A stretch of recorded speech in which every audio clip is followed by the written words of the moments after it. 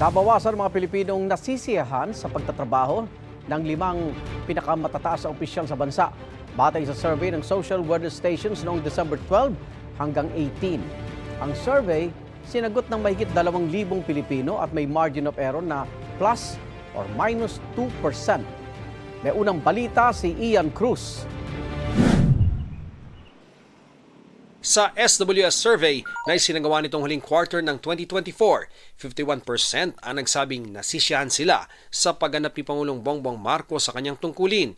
32% naman ang di nasisiyahan habang 16% ang hindi tiyak kung nasisiyahan o hindi.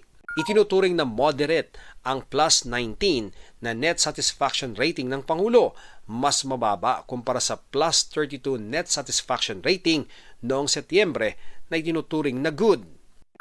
52% naman ang mga nasisiyahan sa performance ni Vice President Sara Duterte, habang 31% ang nagsabing hindi sila nasisiyahan. Pasok din sa moderate ang net satisfaction rating ng Vice na plus 21, na mas mababa sa kanyang plus 27 moderate rating noong Setyembre.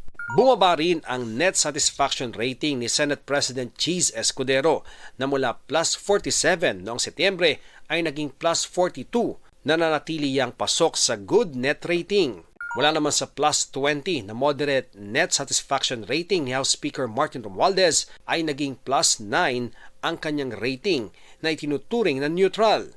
Bumaba rin ang kay Chief Justice Alexander Resmundo sa plus 14 mula sa dating plus 23 net satisfaction rating, na nanatili yang moderate. Ito ang unang balita. Ian Cruz para sa GMA Integrated News. Igan, mauna ka sa mga balita, mag-subscribe na sa GMA Integrated News sa YouTube para sa iba't ibang ulat sa ating bansa.